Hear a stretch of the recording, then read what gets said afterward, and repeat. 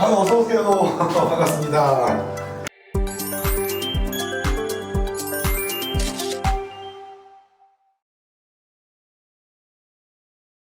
박시정 변호사님께서 무료죠? 안녕하십니까. 네. 네, 출연료도 없이 또 저희 채널에 출연을 해주셨습니다. 네. 오늘은 그냥 여러 가지 얘기를 해보고 싶은데요. 제가 요즘에 그런 사건이 있어가지고 이 고민을 약간 하고 있는데, 그 변호사님도 계시죠? 나홀로 개인회생 진행하시다가, 그렇죠. 예, 하다가 나중에 찾아오신 네. 의뢰인 계시죠? 하다가 안 되고 네. 뭐 기각 나거나 보정이 나왔는데 보정서가 이제 거의 신청서 내용을 그대로 다시 써라 네네네. 수준이니까 이제 그러면서 이제 그 법원에서 전화도 했겠죠. 대리인 선임하시라. 네, 네, 맞아요. 그러면은 이제 오기도 하고, 또 어떤 경우는 다른 사무실에서 하다가 그 이분이 이제 사무실을 못 믿게 된 거죠. 서로 소통이 안 되고 네. 이제 처리가 잘 안 되는 것 같아서 대리인을 바꾸는 경우도 있고. 네. 일단은 먼저 부분부터 말씀을 드리자면 나홀로 개인회생 가능은 한 거죠? 가능은 하죠. 네. 법적으로 가능은 하죠. 근데 결론은 우리가 이제 나홀로 했을 때 진짜 괜찮냐? 대리인을 썼을 때하고 뭐가 다를까? 그게 중요할 것 같은데 어떻게 생각하세요? 경험에 보신 바로는 나홀로 하는 거 괜찮을까요? 이게 뭐 이게 변호사나 법무사들이 나홀로 소송하지 마라 라는, 뭐 니들 돈 벌려고 하느냐 이렇게 바라보실 수도 네. 있잖아요. 아니죠. 이제 뭐 그렇게 생각하실 수도 있으니까 저희 입장에서 이제 한번 말씀을 드려보면 좋을 것 같아요. 이게 일단은 이제 두 가지 측면인데, 하나는 이제 어렵다. 이제 물론 이제 어렵죠. 근데 뭐 개인회생 업무가 어려우면 얼마나 어렵겠어. 물론 뭐 그 말도 맞을 수는 있는데, 이게 개인회생이 본격적으로 이제 시도되고 시행되고 있는 게 지금 한 20년 됐잖아요. 그렇죠. 그런데 이게 그래서 처음에는 초창기는 정보가 너무 없으니까 이제 대리인 선임을 해도 대리인도 잘 모르고 심지어 법원에 담당하는 실무관이나 회생위원도 잘 모르고 이랬었잖아요. 그러니까 그때는 퍼치나 매치나 이렇게 하다 보면 진행이 되고 개신하고 인간하고 했었어요. 이제 그러다 보니까 그때 생겨났던 인터넷 커뮤니티도 있고 제가 운영하는 카페도 이제 그 중에 하나인데, 네네. 그런데 이제 그 20년 동안 제도가 시행되면서 채무자 회생법도 지금은 많이 발전했고, 근데 법도 법이지만 이제 스킬이라고 해야 되나요? 이게 실무 운영도 굉장히 많이 발전했죠. 예, 그런 게 있습니다, 실제로. 근데 그러다 보니까 반사적으로 제도 운영 자체가 굉장히 이제 빡빡해졌죠. 그렇죠. 내야 될 서류뿐만 아니라 이 서류를 제출하는 의도 자체도 굉장히 이제 복잡해졌고, 그런 측면에서 이제 그 대리인의 도움을 좀 받으셔야 수월하게 본인이 응당 받아야 될 결과를 받으실 수 있을 것이다 라는 생각이 있고, 두 번째는 네. 비용. 네, 비용이 중요하죠. 비용. 비용 때문에 나홀로 하시는 분들이 그렇죠. 많으신 거잖아요. 비용이 오르지 않았어요. 수익료가 오르지 않았어요. 진짜요? 언제 기준으로 해서 오르지 그러니까 않았어요? 이제 그 예전에 처음부터 하셨던 선배님들 얘기 들어보면 네네. 그때 그분들이 받으시는 수익료나 네. 20년이 지난 저희 수익료나 네. 뭐 많으면 뭐 2배? 제가 이제 그 개인회생 첫 해부터 일을 했잖아요. 첫 해 사실은 지금하고 같았습니다. 같았어요, 심지어. 같았다가 쭉 떨어졌다가 다시 올라와서 그 첫 해 수입료까지 왔고 좀 넘어가는 사무실들도 생겼고. 근데 뭐 변호사님이나 저나 받고 있는 금액 정도는 첫 해 받았던 금액하고 거의 똑같아요. 네, 그래서 말씀하신 게 진짜 맞아요. 자기 현업이나 사업을 이제 지장을 주면서까지 이게 신청서까지는 어떻게 쓰더라도 보정이 나오면 그때부터 이제 그렇죠. 큰일 나는 거거든요. 예. 그 대리인이 아닌 숙련된 전문가가 아닌 그 신청서가 들어가면 법원에서 보정 폭탄이 나갑니다. 그런데 이제 지금은 이제 법률 서비스 접근권이 이제 많이 넓어졌는데, 지금 이런 상황에서 굳이 대리인의 손쉽게 도움을 구할 수 있는데 이걸 하지 않고 나의 길을 고집하겠다? 이거는 좀 그렇게 현명하지는 않는 방법이 아닌가라고 저는 생각을 합니다. 네. 그리고 뭐 또 중요한 게 뭐 수입료, 뭐 저희는 좀 그래도 저렴한 편이잖아요, 이 동네에서. 근데 그거 아깝다고 생각을 안 하셔도 될 것 같은 게, 법률에서 인정해서 우리가 청산가치 산정할 때라든가 뺄 수 있는 부분들이 있잖아요. 네. 그리고 보전공고 말씀하신 것처럼 까다롭게 나왔을 때도 법원에다가 합리적인 방법으로 뭐 선처를 요구해서 청산가치를 낮추는 방법들도 있잖아요.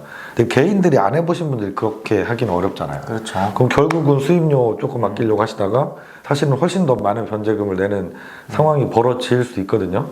그래서 뭐 좋은 사무실을 찾는 게 쉽지는 않은 문제인데, 예, 잘 찾으셔서 대리인한테 맡기시는 게 훨씬 더 유리하다는 생각이 저도 들어요. 예. 다른 대리인 사무실에서 진행하다가 네. 거기하고 이제 뭐가 안 맞으셔서 바꾸고 싶다. 네. 이런 연락이 오시면 그쵸. 좀 당황스럽죠? 그런 경우에 이제 제일 당황스러운 거는 네. 이제 가령 거기다 수임료로 뭐 이제 뭐 가령 300만 원 중에 뭐 절반을 줬다. 네. 그러니까 당신네들도 마저 남은 이 150만 원만 받고 해줘라. 저쪽 사무실에 줬다고? 많이 듣지 않으세요? 저희는 자주 듣는데. 그래요? 저는 그러니까 그렇게 저희는- 얘기하시는 분은 못 들어본 것 같은데. 저희는 거의 한 달에 한 번. 근데 변호사님도 저도 그렇게 느끼는데 다른 사무실에서 하다가 오는 사건이 2배는 더 어렵잖아요. 사실 더 받아야 돼. 더 받아야 드리는 되잖아요, 폭을 사실은. 생각하면 예. 제가 생각할 때는 중요한 거는 이 일을 하면서 중요한 거는 이 저희 일은 저희가 결과를 내는 게 아니라 이렇게 결과를 내주십시오라고 이제 어떤 심판자 네네. 제3의 기관에다가 이제 청원을 하는 거잖아요. 그런데 그 기관도 결국은 그 기관은 법원이겠죠. 이제 법원에서 관계자분들이 보실 때도 사실 그분들도 사람이고 제한된 이제 조건 하에서 업무를 처리하시는데 지금 요즘처럼 사건이 많으면 네네. 어떻게 일일이 꼼꼼히 보겠어요. 그렇죠. 이제 그랬을 때 이분들이 하나의 기준점으로 삼는 거는 어떤 사무실에서 들어온 서류인가, 이 사무실에 대한 평소 인식이 의뢰인들 사건을 볼 때도 일정 부분은 어느 정도는 반영이 될 수 있다는 거죠. 저도 최근에 실제로 똑같은 얘기를 들었어요. 네. 회생위원실에 근무하시는 실장님한테 제가 여기 저희 사무실에 놀러 오셔가지고 제가 잠깐 의뢰인하고 통화하고 제 관리 파일을 정리를 막 하고 있었어요. 그랬더니 보시고 제가 이러면 안 되는데 회생위원님들 그리고 파산관제인 변호사님들 이름을 성향을 색깔로 표시하거든요. 예. 뭐 그분들도 똑같이 하지 않으실까요? 좀 수월하신 분은 예를 들어서 뭐 파란색, 평이 그냥 일반적인 분은 검정색, 그리고 좀 까탈스러운 분은 분홍 색깔 뭐 이런 걸로 표시해놨는데 제가 그 얘기를 웃으면서 이제 서로 얘기를 하다가 회생위원실도 똑같다는 거예요. 그렇죠.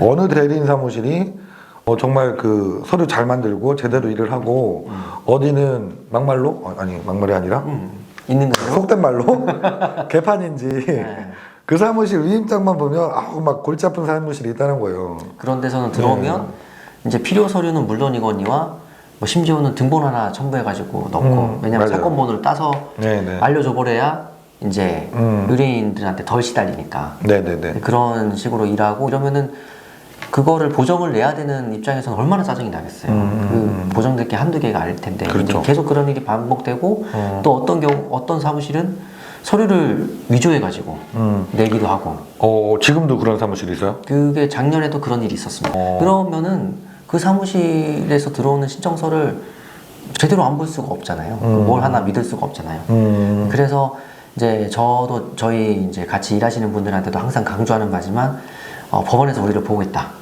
다 보고 있죠. 네, 그래서 이제 의뢰인한테 말씀드리는 것처럼 법원한테도 책임지고 우리가 항상 이제 균등하게 균일하게 성실하게 해야 된다 이런 말씀을 드리는데 네네. 이 말씀을 드리다 보니까 생각이 난 게 있어요.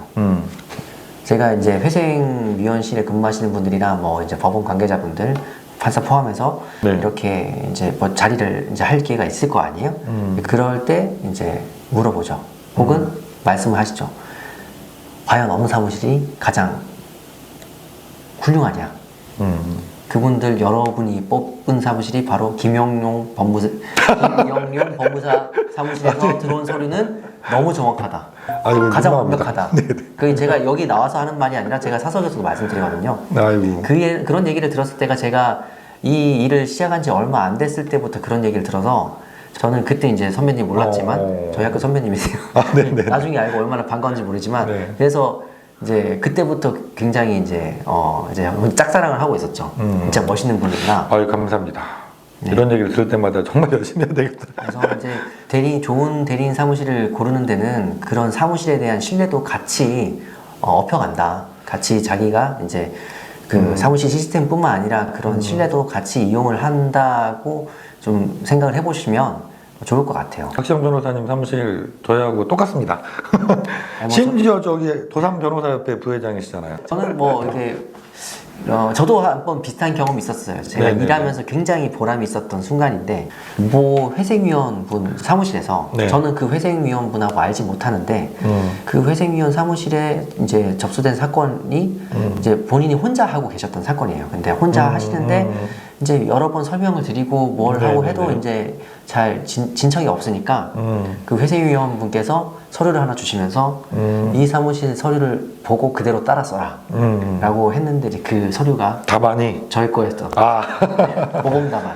너무 그런 얘기 들으면 진짜 보람될 것 같아요. 그 얘기를 이제 거기 네. 직원분께서 이제 저희 직원분을 우연히 어떤 자리에서 만나서 그 사무실에 있냐 이제 하다가 이제 저가 제 귀에까지 들어왔는데 너무 뿌듯했어요. 그렇죠. 저희가 그게 할 일입니다. 사실 이 업계가 좀 정화가 돼야 되잖아요.